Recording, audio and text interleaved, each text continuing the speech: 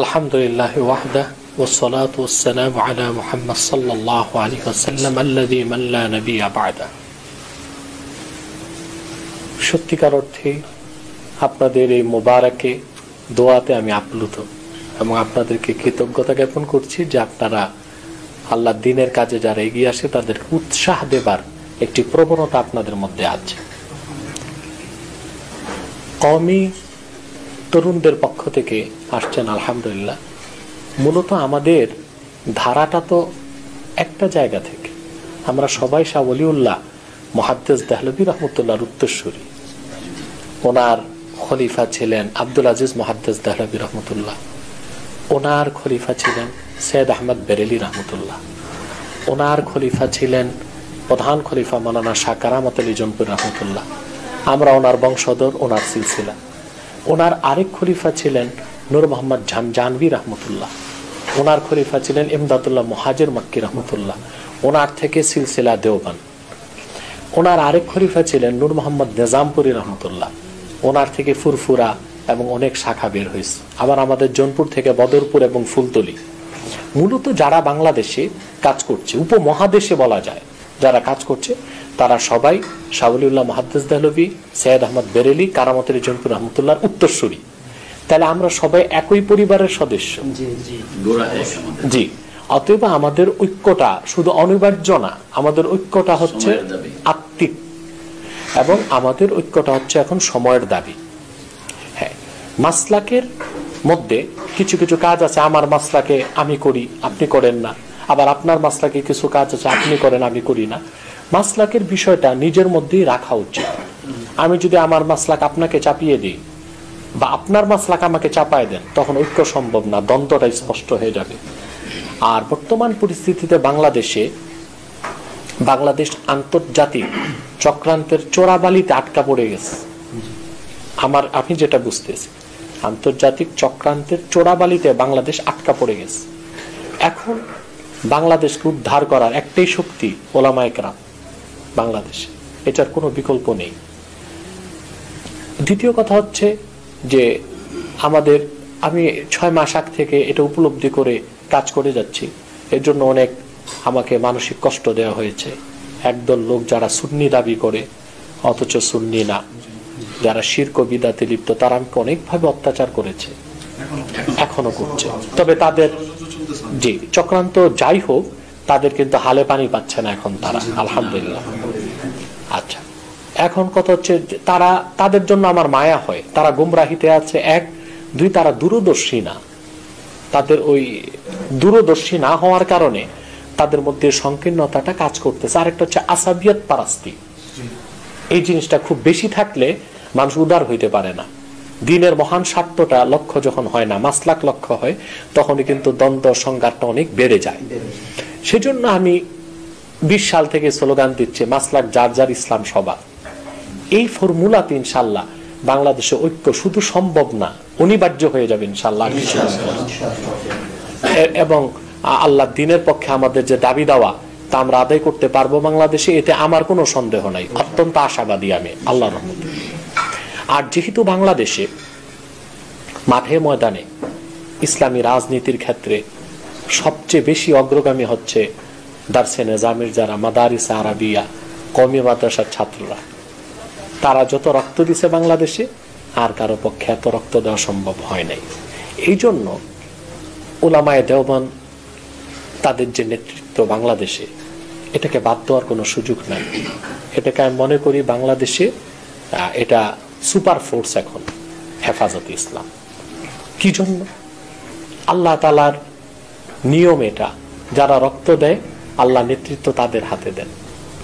এখন যদি ঈর্ষা পরায়ণ কেউ মনে করে কেন হেফাজত নেতৃত্ব, এটা হিংসা বা ঈর্ষা। আর এই হিংসা বা ঈর্ষার কারণে হেফাজতের কিছু হবেও না।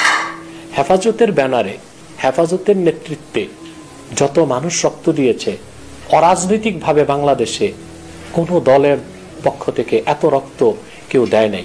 আর যারা রক্ত দিছে, যদিও হেফাজতের অনেক নেতার ক্ষেত্রে প্রশ্ন করা হয়, সবাই না, কিন্তু রক্ত যারা দিছে তাদের এখলাসে 1 সরিষা পরিমাণ কোনো কমতি ছিল না। এই জন্য আমি হেফাজতকে সবসময় পৃষ্ঠপোষকতা করে আসতেছি। আর এটা আজ থেকে না, যখন 2013 সালে হেফাজতের আত্মপ্রকাশের আগে যখন শাহবাগীরা বসলো, তখন বহু আগ থেকে বাংলাদেশে আমি ওলামায়ে কেরামকে একটু একটু আওয়াজ দিছি যে বাংলাদেশ ইহুদি খ্রিস্টানদের চক্রান্তের মধ্যে পড়ে যাচ্ছে। মিস্টার হ্যান্টিংটন তার যে ক্ল্যাশ অফ সিভিলাইজেশন, সভ্যতার দ্বন্দ্ব, একটা বই লিখছে। কেন লিখছে? আপনার সমাজবাদ, সোশ্যালিজম এবং কমিউনিজম, সমাজবাদ আর পুঁজিবাদের যে দ্বন্দ্বটা চলছে, শীতল যুদ্ধ, যুগের পর যুগ, এক কথায় দ্বিতীয় বিশ্বযুদ্ধের পর থেকে সোভিয়েত রাশিয়ার পতনের পরে পুঁজিবাদ যখন পৃথিবীতে একচেটিয়া দখল করে নিল আগ্রাসী শক্তির মাধ্যমে পৃথিবীর নেতৃত্ব, তখন ইহুদি খ্রিস্টানদের মধ্যে একটা আতঙ্ক ছড়ায় পড়ল যে একমাত্র কালজয়ী মহাদর্শ ইসলামই আছে। আবার যদি মুসলিমদের রাজনৈতিক উত্থান ঘটে, ইসলামের রাজনৈতিক উত্থান যদি মুসলিম দেশগুলোতে উঠে, তো পুঁজিবাদের কোনো অস্তিত্ব থাকবে না। তখন তারা আমেরিকাতে একটা সংগঠন আছে নিউ কনজারভেটিভ, ইহুদি খ্রিস্টানদের, তারা মিস্টার হ্যান্টিংটনকে থিসিস লিখতে বলল যে ইসলামের রাজনৈতিক উত্থান কিভাবে ঠেকানো যায়। তখন সেই থিসিসটা লিখে দিল দ্য ক্ল্যাশ অফ সিভিলাইজেশন, সভ্যতার দ্বন্দ্ব। সেখানে মুসলিমদের যে দেশগুলোতে আঘাত করতে হবে ইসলামের রাজনৈতিক উত্থান ঠেকানোর জন্য, তার মধ্যে 1 নম্বরে ছিল ইরাক।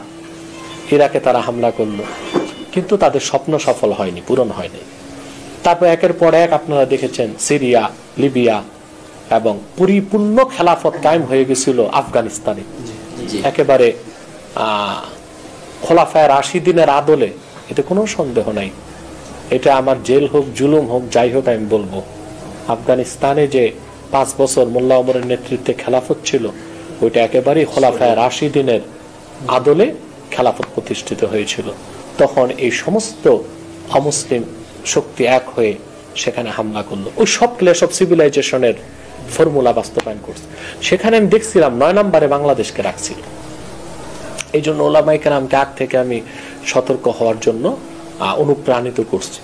যখন দেখলাম 13 মে ওরা বসে গেছে, তো ওখানে ক্ল্যাশ অফ সিভিলাইজেশনে লেখা ছিল বাংলাদেশে সামরিক হামলার প্রয়োজন নাই, বাংলাদেশে হামলাটা হবে সাংস্কৃতিক, কালচারাল অ্যাটাক, সাংস্কৃতিক আক্রমণ হবে। শাহবাগে যখন ওরা বসলো, তখন আমি বুঝলাম যে আমাদের বাংলাদেশের সময় চলে আসছে। তখন আমি প্রথম এই ব্লগারদের বিরুদ্ধে বলা শুরু করলাম। প্রথম খুব বড় হামলা হইল আমার উপর মাগুরাতে 13 সালে। তারপরের দিন প্রায় 17টা নিউজ মিডিয়া এবং সব চ্যানেলে আসছে। ঠিক তার 1 মাস 23 দিন পর হেফাজত মাঠে নামলো। তখন আমি দেখলাম, আরে আমি যেটা চাচ্ছিলাম সেটা তো হয়ে গেল। তখন আমি একেবারে সাংগঠনিকভাবে হেফাজতের সাথে মিলে কাজ করলাম। আমাদের প্রতিনিধি হাটহাজারি গেছে আলহামদুলিল্লাহ। তারপরে 6 এপ্রিল আমি স্টেজে ছিলাম। 5ই মে আমার যাত্রাবাড়ি এবং স্টেজে মিলায় 3-4টা ভাষণ হয়েছে, যেগুলো মিডিয়াগুলো ব্যাপক প্রচার করেছিল। সেজন্য বলি যে ঐক্যটা তো আরো আগে দরকার ছিল আমাদের মধ্যে, এবং ঐক্য ছিল, আছে, এটা আরো মজবুত করতে হবে। তো যারা কওমি ওলামায়ে কেরাম এবং ওলামায়ে দেওবন্দ, যারা দেওবন্দ ওলামায়ে কেরাম, তারা একই পরিবারের সন্তান। সবাই শাহুলিল্লাহ মুহাদ্দিস দেহলভী, সৈয়দ আহমদ বেরেলি ও কারামত আলী জুনপুরি রহমতুল্লাহর উত্তরসূরি। এই ক্ষেত্রে হ্যাঁ মাসলাগত একটু পার্থক্য থাকতে পারে, ওইটা ভিন্ন জিনিস, ওটা ভিন্ন জিনিস। তো মাসলাক যার যার থাকবে, দ্বীন ইসলাম আমাদের সবার। ইসলামের সুমহান স্বার্থ রক্ষায়, ইসলামের সুমহান স্বার্থে আমাদের যে দাবি দাওয়াগুলো আছে, এগুলো আমাদেরকে আদায় করার জন্য ঐক্যের কোনো বিকল্প বাংলাদেশে নাই। এটা হচ্ছে একটা ইমানি দাবি। আর রাজনৈতিকভাবে বাংলাদেশ আন্তর্জাতিক চক্রান্তের চোরাবালিতে পড়ে গেছে। ইহুদি খ্রিস্টানরা চাচ্ছে বাংলাদেশে ডি ইসলামাইজেশন, ইসলাম মুক্ত একটা বাংলাদেশ, এটা করতে চাচ্ছে তারা। সেজন্য তারা এখন কয়ভাবে আগাচ্ছে। এক, আমাদের শিক্ষা ব্যবস্থা পঙ্গু করে দিচ্ছে। 9ম থেকে মাধ্যমিক, উচ্চ মাধ্যমিকে আপনার ইসলাম শিক্ষা বইটাকে বাদ দেওয়ার চেষ্টা চলতেছে। এইভাবে পর্বে ছাত্র পরীক্ষা দিবে না, তাই এইটাকে পড়বে, পরীক্ষা আছে যে সাবজেক্ট ওইটাই তো কেউ পড়ে না। এক হচ্ছে ইসলাম সম্পর্কে ন্যূনতম যে ধারণা পাবে এটা থেকে তাদেরকে সরায় দেওয়া হলো। অপরদিকে নবম থেকে অনার্স পর্যন্ত বায়োলজি, জুলজিতে বানর তত্ত্ব, থিওরি অফ এভুলেশন, বিবর্তনবাদকে ঢুকায় দিচ্ছে। তার আবার অপর দিকে 560টা মসজিদ করা হচ্ছে সরকারি ভাবে। তাহলে কি বোঝা যাচ্ছে? 560টা মসজিদ এটা আইওয়াস। 560টা মসজিদ হবে ঠিক, 20 বছর পরে মসজিদে মুসল্লি পাওয়া যাবে না, সবাই নাস্তিক হয়ে যাবে। এইভাবে গড়ে তোলা হচ্ছে আমাদের প্রজন্মকে। সেজন্য এই আগ্রাসনকে মোকাবেলায় এখন ওলামায়ে কেরামকে ঐক্যবদ্ধ হতেই হবে। আর যেহেতু নেতৃত্বে হেফাজত আছে, তাদের নেতৃত্বে কাজ করাটা উচিত আমি মনে করি। কারণ নতুন নতুন নেতৃত্ব আসতে গেলে কাজের ব্যত্যয় ঘটে এবং গতিতে সমস্যা হয়। এটা আমার বক্তব্য। তৃতীয়, আপনারা যেটা বলেছেন যে আপনারা একটা সংস্থার মাধ্যমে কাজ করছেন। বাংলাদেশে এনজিও যেটা নন গভর্নমেন্ট অর্গানাইজেশন, সব খ্রিস্টানদের দ্বারা পরিচালিত। তার কাউন্টার হিসেবে, ডিফেন্স হিসেবে আপনারা যে উদ্যোগ নিয়েছেন, এটা শুধু উদ্যোগ না, এটা মহতী উদ্যোগ। এটা অনেক মহতী উদ্যোগ। কারণ আল্লাহর হাবিব নূর নবী মুহাম্মদ সাল্লাল্লাহু আলাইহি ওয়াসাল্লাম উনি উম্মত হিসেবে আমাদের উপর দায়িত্ব দিয়েছেন তার 1000 বছর আগে, যে আন-নুসহু লিকুল্লি মুসলিম, প্রত্যেকটা মুসলমানের কল্যাণ আমরা কামনা করব। শুধু তাই না, ইহসান হিসেবে আমরা মুহসিন যদি হতে চাই তো সৃষ্টির সেবা করতে হবে। সেই সেবায় আপনারা নেমেছেন। আর এই সৃষ্টির সেবার মাধ্যমে মূল উদ্দেশ্য মানুষকে ইসলামের দিকে ডেকে আনা। এই কাজটা আপনারা করে যাচ্ছেন। সেজন্য আমাদের তাহরিকে খাতমে নবুয়তের পক্ষ থেকে আর্থিক, নৈতিক সমস্ত সমর্থন আপনাদের জন্য থাকবে ইনশাআল্লাহ। বিশেষ করে আমি আপনাদের দৃষ্টি দিতে বলবো উত্তরবঙ্গে। সেখানে আমি খ্রিস্টানদের বিরুদ্ধে কাজ করছি 16 সালে, এবং আমি খুব ভয়ঙ্কর তথ্য নিয়ে আসছি। সেখানে আমি মাঠে ময়দানে নেমে কাজ করছি আলহামদুলিল্লাহ। যারা মুরতাদ হয়ে গেছে, মুসলিম ছিল খ্রিস্টান হয়ে গেছে, তাদের বিরুদ্ধে ওখানে যে আমি দেখলাম এক লোক, সে তার নাম হচ্ছে নাজির আহমদ, সে নামাজহাবি ছিল। সে 5 ওয়াক্ত নামাজ পড়ত। সে ফজর নামাজ পড়তে ডক্টর আব্দুল্লাহ জাহাঙ্গীর সাহেবের পিছনে যেত, কুষ্টিয়া বিশ্ববিদ্যালয় মসজিদে 7 কিলো হেঁটে যেত। 7 কিলোমিটার তার বাড়ি থেকে, শান্তিডাঙ্গা থেকে ঘুরে বিশ্ববিদ্যালয়ের ভিতরে ঢুকতো, সে নামাজ পড়তো। এই লোকটা খ্রিস্টান হয়ে গেল। খ্রিস্টান হয়ে 22টি পরিবারকে সে খ্রিস্টান বানায় ফেললো। তা আমার এক ছাত্র ওখানে পড়তো কুষ্টিয়া বিশ্ববিদ্যালয়ে, সে আমাকে জানানোর পর আমি গেলাম সেখানে। সেখানে আমার ছাত্রদেরকে নিয়ে সংগঠনের কেন্দ্রীয় কমিটি নিয়ে গেলাম। পরে কুষ্টিয়া বিশ্ববিদ্যালয় থেকে আমরা ওখানে গেলাম, যে দেখি খুবই করুণ অবস্থা। মসজিদগুলো আছে তালা বন্ধ, ইমাম নাই, মুয়াজ্জিন নাই। ওখানে জুমার নামাজে 1 কাতার লোক হয়। আর ওখানে এত দুর্গম এলাকা, এত গরিব এলাকা, কোনো ভালো পীর সাহেব যায় না, কারণ ওখানে হাদিয়া তোফা নাই, গরিব মানুষ দিবে কোথেকে। তারপরে কোনো বক্তা যায় না, ওরা গাড়ি ভাড়া দিতে পারে না, বক্তাও যায় না। তবলিগি ভাইরা যাই তো তারাও যাওয়া ছেড়ে দিয়েছে। মসজিদে কারেন্ট নাই, গ্যাস নাই, কিছু নাই। দেখলাম এই যে কোনো একটা অঙ্গন থেকে দিনের খেদমত না থাকাতে ফাঁকা জায়গাটায় খ্রিস্টানরা সুযোগ পায়, এবং ওখানে কোনো বড় মাদ্রাসাও নাই। পরে আলহামদুলিল্লাহ আমি দাওয়াতি কাজ করলাম। ওই খ্রিস্টান লোকটা, যে এখন খ্রিস্টানদের বেতনভুক্ত ইমাম, সে আমাদের সাথে তর্কে আসলো। তর্কে সে পরাজিত হয়েছে, এটা মিডিয়াতে আছে, ইউটিউবে আছে। এবং এক পর্যায়ে তার স্ত্রী, তার মেয়ে মেনে নিছে যে তারা মুসলিম হবে। পরে আর জানি না আবার খ্রিস্টানরা টাকা পয়সা দিয়ে তাকে নষ্ট করছে। ওখানে যে আমি দেখে আসলাম, শুনে আসলাম, ওখানে এক ভণ্ডপীর ছিল, তার নাম ছিল খবিরউদ্দিন, খাজা খবিরউদ্দিন চিশতি নামে। সে বিড়ালি করত। সে আমি যখন গেছি 16 সালে, তখন যে শুনলাম 7 বছর আগে সে খ্রিস্টান হয়ে পীর পরিচয়ে মানুষকে খ্রিস্টান বানিয়েছে। যত মুরিদ হতো সে তাদেরকে খ্রিস্টান বানাই দিত। এরপরে ওই মাগুরা এলাকাতে একটা ফাজেল মাদ্রাসার প্রিন্সিপাল, সে খ্রিস্টান হয়ে আছে। মানুষ জানে সে মুসলিম, বাট সে খ্রিস্টান হয়ে আছে। এরপর আমি দাওয়াতি অভিযানে গেলাম, সেই সুনামগঞ্জ, এটা সুনামগঞ্জ তাহেরপুরে গেলাম। ওখানে যে দেখি প্রচুর লোককে তারা খ্রিস্টান বানিয়েছে। আমরা কমিটি গঠন করে দিয়ে আসছি। আমার ছাত্র আছে, তারা ওখানে কাজ করতেছে। আলহামদুলিল্লাহ এখনো কাজ চলতেছে। তো আমি খুব একটা একাকিত্ব অনুভব করতাম। পরে দেখলাম যে না, কারিম সিদ্দিকী সাহেবের লোক মহারাজ জুবাইর সাহেব কাজ করছে এবং ওনাদের কিছু লোক আমাদের পাশের এলাকায় একটা সেন্টার করছে, মৌলানা আব্দুল হাকিম নামে কাজ করে যাচ্ছে। আমরা সহযোগিতা করি তাদেরকে আলহামদুলিল্লাহ। আপনারাও যেহেতু এই মহতী উদ্যোগে নামছেন, মানুষকে দেখেন, কোন মুসলমানকে যদি কোনো মুসলমান দিনের দাওয়াত দেয়, ওটা তালিম হয়। আপনারা যেটা করতেছেন এটাই তাবলীগ, এটাই তাবলীগ। বেদিনকে দিনের দাওয়াত পৌঁছানো, পরিপূর্ণ সওয়াবের অধিকারী হচ্ছেন আপনারা। আর আমি মনে করি 10টা ওয়াজ না করে কোন এক বেদিন এলাকায় যে দিনের দাওয়াত দেওয়া আরো বেশি ফরজ, বেশি সওয়াবের কাজ, বেশি কল্যাণের কাজ। এই কাজটা আপনারা করে যান।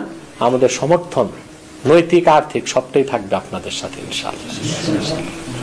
জি, সাম্প্রতিক সময়ে যে টকশোগুলো হয়েছে, জি, এই টকশোগুলোর একটা বিরাট প্রভাব আমাদের পুরো দেশব্যাপী প্রত্যেকটা শ্রেণীর মধ্যে পড়ছে আলহামদুলিল্লাহ। তো এখন আমাদের জানার বিষয় হলো যে ভবিষ্যতে এই ব্যাপারে আপনার যে বিশেষ করে যে এলিট শ্রেণী যাদেরকে আমরা মনে করি বা আমাদের দেশে বুদ্ধিজীবী যারা আছে, জি, তারা তো সাধারণত নাস্তিকতাটাকেই বা ইসলাম বিদ্বেষিতাটাকে বেশি প্রমোট করে এবং ইসলামটাকে সবসময়, ইসলামের বিধানগুলোকে আল্লাহ তাআলা যেভাবে নাজিল করছেন এটাকে সহজ করে মন গড়া ভাবে ইসলামটাকে মানুষের সামনে প্রকাশ করার চেষ্টা করে, বিশেষ করে মিডিয়া বলে। তো এই ব্যাপারে বিশেষ করে মানে এই নাস্তিক সমাজ বা যারা আছে এদের বিরুদ্ধে ভবিষ্যতে আপনার পরিকল্পনা কি? সুন্দর প্রশ্ন করেছেন। জি জি, চলমান থাকবে ইনশাআল্লাহ। আমাদের মাস্টার প্ল্যান হচ্ছে যে যারা সংশয়বাদী, অবিশ্বাসী, নাস্তিক, আচ্ছা, একটা যারা জিন্দিক, কুখ্যাত কাফের, এরা জেনে শুনেই কাফের, আমরা চাই এরা কুফর থেকে ফিরে মুসলমান হোক। আরেক দল আছে যারা সংশয়বাদী, নৈরাজ্যবাদী, আর কেউ পুরোপুরি নাস্তিক, বলা যায় এরা দেশের এরিস্টোক্রেট পার্সন এবং আল্লাহ মাফ করুক, মূলত দেশের পরিচালনার দায়িত্বটা এদের হাতে, যেভাবেই হোক এদের কাছে আমাদের দাওয়াত পৌঁছাতে হবে। এই ক্ষেত্রে আমি খুব নীতি টানি মুজাদ্দিদ আলফে সানি রহমতুল্লাহ থেকে। উনি এমন এক সমাজে পরিবেশে বড় হয়েছেন যেখানে বাদশাহ আকবর, তাকে আমি বাদশাহ আকবর বলি না, বাদশাহ অজগর বলি, সে এই দ্বীনে এলাহি এটা কায়েম করে মানুষ সবাইকে জিন্দিক বানায় দিচ্ছিল। মুজাদ্দিদ আলফে সানি রহমতুল্লাহ তিনি কাজ করলেন। একসময় বাদশাহ আকবর মরে গেল, তার ছেলে ক্ষমতায় বসলো জাহাঙ্গীর। তাকে মুজাদ্দিদ আলফে সানি রহমতুল্লাহ দ্বীনের দাওয়াত দিলেন। জাহাঙ্গীর দ্বীনে এলাহি থেকে প্রত্যাবর্তন করলো, মুসলিম হল। তার মাধ্যমে এক মুজাদ্দিদ আলফে সানি রহমতুল্লাহ দিল্লির মসনদে একজন খাঁটি মুসলিম বসাইলেন। গোটা হিন্দুস্তানে দ্বীনের পক্ষে কাজ চালু হয়ে গেল, যারই ধারাবাহিকতায় পরবর্তীতে বাদশাহ আলমগীর রহমতুল্লাহ মুসলমানের পক্ষে, দ্বীনের পক্ষে অনেক কাজ করে গেছে। তো এই যে লোকগুলো সংশয়বাদী এবং নাস্তিক, ইসলাম সম্পর্কে তাদের ধারণাই নাই, এটা হচ্ছে আসল বিষয়। এখন আমাদের কাজ হচ্ছে ইসলামের পরিপূর্ণ, দিন ইসলামের পরিপূর্ণ ব্যাখ্যা তাদের কাছে পৌঁছে দেওয়া। সেটা হলো এই সর্বশেষ যে টকশোটা আপনি করছেন, সর্বশেষ না, আরো তো হবে ইনশাআল্লাহ। বিদায় আপাতত জি, সর্বশেষ যেটা করছেন। তো ডাক্তার জাফরুল্লাহর সাথে আপনার এই টকশো হওয়ার পরে আমরা গতকালকে এটা দেখলাম যে তিনি কোরআন শিক্ষার জন্য একজন উস্তাদ খুঁজতেছেন এবং উনি ইসলামকে ভালোভাবে জানার জন্য বা কোরআন সম্পর্কে জানার জন্য আগ্রহ প্রকাশ করছেন। জি জি, এই ব্যাপারটাও আলহামদুলিল্লাহ আমি খুব খুশি যে ডক্টর জাফরুল্লাহ সাহেব বলছেন যে উনি আল্লাহর কোরআন বুঝে বুঝে শিখবেন, পড়বেন এবং তিনি শিক্ষক নিয়োগ করছেন। আমি আমার ছাত্রকে বলছি যে ডক্টর জাফরুল্লাহ সাহেবকে আল্লাহর কোরআন যেন বুঝে বুঝে পড়তে পারেন, এর জন্য মুফতি শফি রহমতুল্লাহ লেখা মারিফুল কোরআন 8 খণ্ড, যেটা ইসলামিক ফাউন্ডেশনে, এটা দিয়ে আসতে বলছি। অন্তত সে তো আর বড় বড় তাফসীর বুঝবে না, আরবি গুলো তো পড়তেও পারবে না, অন্তত আশা করি মুফতি শফি রহমতুল্লাহ লেখা 8 খণ্ডের তাফসীরটা যদি বুঝে বুঝে পড়ে, তে আশা করি তার সংশয়গুলো চলে যাবে ইনশাআল্লাহ। হ্যাঁ, হেফাজতের যে রক্তের কথা বলছিলেন, জি, আমি 13 সাল আলহামদুলিল্লাহ আপনাদের দোয়ার বরকতে আমার শাইখ পাহাড়পুরি রহমতুল্লাহি আলাইহি, আব্দুল হাই পাহাড়পুরি রহমতুল্লাহি আলাইহি, হুজুর আমার শাইখ আলহামদুলিল্লাহ, তো হুজুর ওই মুহূর্তে আমাকে একদম অনুমতি দিয়েছেন এবং সবসময় তদারকি করেছেন। ওই পর্যায়ে 6 তারিখ থেকে আমি মাঠ পর্যায়ে ছিলাম, আহত নিহতদের বাড়িতে গিয়েছিলাম। তো এই বিষয়টা যেই কারণে বললাম, যেহেতু আপনি অনেক বড় মানুষ, এই শহীদ হুজুর আমি যে কয়জনে বাড়ি গেছি, বিশেষ করে ভোলা বোরহানুদ্দিন, আমি পরের দিনই চলে গেছিলাম, কোন শহীদকে দেখলাম না, মানে তারা একদম সাচ্চা শহীদ হয়েছে। এবং 6-7 দিন পরেও অনেক শহীদের লাশ দাফন হয়েছে, কোনো পচেনি এবং রক্ত জমাট পড়েনি। মানে কোরআন শরীফে আছে না যে তোমরা শহীদদেরকে মৃত বলো না, তারা জীবিত। অবশ্যই জি, লা তাকুলু লিমান ইউকতালু ফি সাবিলিল্লাহি আমওয়াত বাল আহইয়াউন ইনদা রাব্বিহিম ইউরযাকুন। এই পুরো আয়াতের প্রমাণ আমি 2 চোখে হুজুর পাইছি, হাক্কু লিখিত করে দিয়েছে আল্লাহ তাআলা আপনাকে। পুরো বাংলাদেশ সফর করে আমি এই জিনিসটা, আমার 5 মেতে আমার সাথে আমার বাকি 3 ভাই ছিলেন, বড় ভাই, মেজো ভাই, সেজো ভাই, আমার সব ছাত্র ছিল। আশ্চর্যের বিষয়, আমি তো রাত 3টা 3:30টায় বাসায় আসছি, ফ্রেশ হয়ে আবার সকালে যাব, কিন্তু ওই সুযোগ আর হয় নাই। আমার একজন ছাত্র একটা গুলিও লাগে নাই, ওরা ছিল ওই ছাপড়া চত্বর, বাবুনগরী সাহেবের পাশে ছিল। এইটাও হয়তো আল্লাহ তাদেরকে আরো বড় কাজে নিয়োজিত করবেন। আর দ্বিতীয়ত বিষয় হলো, মোহতারাম যদি অনুমতি দেন, এই হচ্ছে খ্রিস্টানরা শুধুমাত্র বাংলাদেশে টাকা দিয়ে, মানে আমরা যেটা জানি যে টাকা দিয়ে করে তা না, কিন্তু তারা অনেক বই ছাপাচ্ছে এবং ফিরিয়ে দিচ্ছে। উত্তরবঙ্গে আমরা মসজিদগুলোতে পেয়েছি ব্রাকের খুতবার গাইড, এরপরে তাদের দেয়া ধর্মজীবন, তারপরে বাণী ও বাণীবাহক, কোরআনের আলো, এটা খ্রিস্টানরা দিচ্ছে। হ্যাঁ, এরকম অনেকগুলো। আচ্ছা রাখেন, দেখেন, শুধু তাই না, বাংলাদেশে খ্রিস্টানরা কাজ করতেছে, নামও চেঞ্জ করছে, তারা এখন খ্রিস্টান নামে কাজ করছে না। এই সম্পর্কে আমার যথেষ্ট স্টাডি আছে। তারা এখন নাম ধারণ করছে ইসাই তরিকাভুক্ত মুসলমান, ইসাই মুসলিম, আবার ইসাই তরিকা। এবং তাদের যে মূল দায়ী খ্রিস্টানদের, তার নাম হচ্ছে বেলাল। আর তাদের ধর্মগ্রন্থ যে লেখালেখি করে, এর নাম হচ্ছে শামসুল ইসলাম। অত্যন্ত মারাত্মক ভাবে তারা ধোঁকা দিয়ে যাচ্ছে। তো আপনাদের এই উদ্যোগটা আরো বাড়াতে হবে, পাশাপাশি অন্যান্য যারা আছে পীর মাশায়েখ, তাদেরকেও এদিকে একটু যত্নশীল হতে হবে। তো যে কথাটা বাকি রয়ে গেছে, সংশয়বাদী নাস্তিকদের ক্ষেত্রে আমাদের ভবিষ্যৎ কি করণীয়, তাদের কাছে আমাদের দাওয়াত পৌঁছাতে হবে। সংশয়বাদীদের কাছে, নাস্তিকদের কাছে ইসলাম সম্পর্কে তারা খুবই অজ্ঞ এবং ইসলামের নিয়ামত থেকে তারা বঞ্চিত। সেটা কিভাবে? সেজন্য আমি ঢাকা বিশ্ববিদ্যালয়ে আমার কিছু ছাত্র কাজ করতেছে, আলহামদুলিল্লাহ। আমি চাচ্ছি যে আমাদের এখানে দরবার শরীফের কম্পাউন্ডে বা ঢাকাতে মাসে একটা সেমিনার করা, ইসলামের মৌলিক বিষয়ের উপর, মৌলিক বিষয়ের উপর। জি, ঈমান, আকীদা, রাদ্দে শিরক, রাদ্দে কুফর, রাদ্দে ইরতিদাদ, ইসলামের অর্থনীতি, ইসলামের সমাজনীতি, ইসলামের রাষ্ট্রনীতি, ইসলামের পররাষ্ট্রনীতি, বহু বিবাহ নিয়ে নাস্তিকদের প্রশ্ন, দাস প্রথা নিয়ে নাস্তিকদের প্রশ্ন। আচ্ছা, হ্যাঁ, পর্দা নিয়ে, পর্দার ব্যাপারে যে জবাব হয়েছে আশা করি যথেষ্ট, নাস্তিকদের আর লাগবে না ইনশাআল্লাহ। স্যার এই ব্যাপারে আরো মন্তব্য তুলতেছেন যে এটা আসলে আব্দুল সাহেব যেটা বলছেন এটা পরিপূর্ণ না। আচ্ছা, 2 এ 2 কত? সে যদি বলে 2 এ 2 3, 3 কথা, সেটাই কথা হচ্ছে মেনে নিছে, সে গ্রহণ করে নাই। তো এক একটা সেমিনার করা উচিত, আমরা করব, অন্যদেরকে আমরা উদ্বুদ্ধ করতেছি। সেখানে এলিট পার্সনরা থাকবে, দেশের সেরা সাংবাদিক, প্রফেসর, ডক্টর, তারা থাকবে। 1-2 ঘন্টা আলোচনার পর উন্মুক্ত প্রশ্ন উত্তর থাকবে।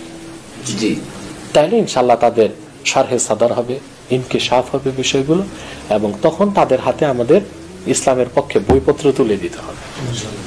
আমাদের সকল অঙ্গন থেকে কাজ চালু করতে হবে, লেখালেখিতে, বক্তৃতা, বিবৃতি। আলহামদুলিল্লাহ, ওয়াজ মাহফিলের দ্বারা তৃণমূলে যে কাজ হচ্ছে এর কোনো নজির নাই, ওটা অনেক বড় কাজ, কিন্তু আমাদের পছন্দ ধরছে মাথায় যারা দেশের নীতি নির্ধারক। মোহতারাম, আরেকটা প্রশ্ন করি, যেহেতু ওয়াজ মাহফিলের বিষয়টা আসছে, বর্তমান সময়ে ওয়াজ মাহফিলের মাধ্যমে যেরকম আমরা দিন পাচ্ছি, পাশাপাশি ওয়াজ মাহফিল প্রশ্নেরও সম্মুখীন। অনেকে বলে এটা বাদাম্মাদের বিনোদন কেন্দ্র, এরকমও কিছু মঞ্চকে বানাইছি। এই বিষয়ে আপনারা যারা সহনশীল, আপনারা যারা খুবই ধৈর্যের সাথে কথা বলেন বা ইসলামের যে সারগর্ভ আলোচনা করেন, আপনাদের কিছু দিক নির্দেশনা থাকা দরকার। হ্যাঁ, আমাদের দিকটা এটা আমাকে কিছু সাংবাদিক আসছিল, ওরা প্রশ্ন করার পর আমি বলছিলাম মূলত প্রত্যেক আলোচকই ভালো কথাই বলেন। 2 ঘন্টা আলোচনা 1.5 ঘন্টায় ভালো কথা বলেন, আধা ঘন্টা যে কৌতুক করেন বা কিছু যেটাকে রসাত্মক কথা বলে, মিডিয়াগুলো তার ভালো কথা 1.5 ঘন্টার প্রচার করে না, প্রচার করি বাজে কথাগুলো মানুষকে মজা দিতে, ফান বানানোর জন্য। এতে বক্তা প্রশ্নবিদ্ধ হয়ে যাচ্ছেন আর নাস্তিক মহল একটা সুযোগ নেবার চেষ্টা করছে। কিন্তু যদি ওই বক্তারই 2 ঘন্টার আলোচনা শোনানো হয়, মানুষ কিন্তু তখন সমালোচনা করবে না, যেহেতু দীর্ঘ আলোচনা একটু কৌতুক একটু হাসি করতেই পারে। তারপরও লিমিট ক্রস হয়। রাইট, কিছু বক্তা হাতে গোনা 2-1 জন আছেন যাদের অঙ্গভঙ্গি খুব খারাপ, ভাষা অত্যন্ত অশালীন এবং যা দাওয়াতি মানহাজ না, দাওয়াতের যে মানহাজ এটার বাইরে যে তারা কিছু কাজ ও কথা বলেন, হয়তোবা সাময়িক মাঠ গরম করতে কিংবা যুবকদেরকে একটু করতে, বিনোদন দেওয়ার জন্য। এর মাধ্যমে বাকি ওলামা একরাম প্রশ্নবিদ্ধ হচ্ছেন, এটা তাদের করা উচিত না। তারপরে দেশে যারা প্রবীণ আলেম ওনাদের উচিত এইসব তরুণ বক্তা বা কম বয়সী বক্তাদের বা কাঁচা বক্তাদের ডেকে একটু দিক নির্দেশনা দিয়ে দেওয়া। আমি আমার অঙ্গনে চেষ্টা করতেছি, আমাদের যারা মুবাল্লিগ আলহামদুলিল্লাহ তারা অত্যন্ত দায়িত্বের সাথে পালন করতেছে কাজগুলো। আমরা তো আসছি আমাদের যুবকণ্ঠ 24.com এর পক্ষ থেকে। তো এখান থেকে আমরা শুধু আমি আর আপনার অল্প কয়েকটা প্রশ্নের মাধ্যমে 5-6টা প্রশ্নের মাধ্যমে 10 মিনিট না 5-6 মিনিটের মধ্যে আমরা সারতে চাচ্ছিলাম। ঠিক আছে ইনশাআল্লাহ। আমাদের দাওয়াতি কাজের জন্য আমরা একটা পত্রিকা করি, পত্রিকার নাম হচ্ছে যুবকণ্ঠ। আমরা এটা নিয়মতান্ত্রিক না করতে পারলেও আমাদের অনলাইনটা নিয়মতান্ত্রিক চলে। তো এটা আমরা যখন সময় হয়, এটি হচ্ছে করোনার আগে, করোনার পর থেকে আর আমাদের প্রিন্ট করা হয়নি আর কি। আচ্ছা, আর এটা হচ্ছে আমি যে মাদ্রাসায় আছি এই মাদ্রাসার পক্ষ থেকে একটা, আমাদের ইফতা বিভাগের পক্ষ থেকে একটা বই করা হয়েছে। এই বইটা এটা কয় পৃষ্ঠা? এটা আমরা করি 8 পৃষ্ঠা। জি, মাসিক। খুব সুন্দর, আলহামদুলিল্লাহ। যুবকণ্ঠ 24.com এর পক্ষ থেকে সকলকে সাদর সম্ভাষণ জানিয়ে আমরা আমাদের আজকের সাক্ষাৎকার পর্ব শুরু করছি। সাক্ষাৎকারে আজকে আমরা এসেছি নারায়ণগঞ্জের আব্বাসী মঞ্জিলের কর্ণধার, দাওয়াতি কাজের এই সময়ের ইসলামের অন্যতম ভাষ্যকার মুফতি ডক্টর আল্লামা এনায়েতুল্লাহ আব্বাসী দামাতে বরকাতুহুম এর দরবারে। তো হযরত, আমরা তো আপনার অনেক কিছু জানি, তারপর আমাদের শ্রোতাদের জন্য, আমাদের দর্শকদের জন্য সংক্ষিপ্ত করে আপনার লেখাপড়ার জীবনীটা যদি বলতেন, একদম ডিটেইলস, মানে সংক্ষিপ্ত। তবে আমার পড়াশোনা, প্রথম তো আমরা একটা এলমি পরিবারে জন্ম, এই জন্য পড়াশোনা শুরুটাই আরবি দিয়ে। আমরা আলহামদুলিল্লাহ বাড়িতেই কোরআন তেলাওয়াত শিখেছি তাজউইদের সাথে, এবং জরুরি যতটুকু মুখস্থ করা দরকার কোরআন কারীম মুখস্থ করেছি বাড়িতে। তারপর চলে গেছি স্কুলে, প্রাইমারি, তারপর হাই স্কুল, তারপর কলেজ, সায়েন্স ডিপার্টমেন্ট ইন্টার পর্যন্ত পড়ে আবার চলে গেলাম মাদ্রাসায়, দারসে নিজামিতে পড়াশোনা করলাম। দারসে নিজামিতে কোন কোন মাদ্রাসায়? আরজাবাদ, দারুল আরশাদে বেশি পড়ছি, তা আরজাবাদে 1 বছর, দারুল আরশাদে মিশকাত করে চলে গেলাম নাদওয়াতুল উলামা লখনউতে। ওখানে যে ফাজিলাতে ভর্তি হইলাম নাদওয়াতে, কুল্লিয়াতুল লুগাতিল আরাবিয়া, উলিয়া উলা আদাব, উলিয়া সানি আদাব। এরপরে পাশাপাশি লখনউ বিশ্ববিদ্যালয়ে পড়াশোনা করছি, থিসিস ওখানেই। আপনার থিসিসটা কোন বিষয়ে? মুসান্নাফাত ইবনে জাকারিয়া ফিল লুগাতিল আরাবিয়া, এটা অভিসন্ধর্ম। তারপর ওখান থেকে আসলাম দেশে। আসার পর আমি একটু প্রয়োজন অনুভব করলাম যে সিয়াসিত্তা সনদ লাগবে আমার, সেই জন্য আমি চলে গেলাম দারুল উলুম করাচি। ওখানে আমার দাওরায়ে হাদিস। করাচি বলতে ওই যে আমাদের আল্লামা তাকি উসমানী। আপনি কার থেকে সনদটা নিলেন? তাকি উসমানী সাহেব থেকে। উনি আমাদের বুখারী পড়াতেন। রফি উসমানী সাহেব, উনি মুসলিম শরীফ পড়াতেন।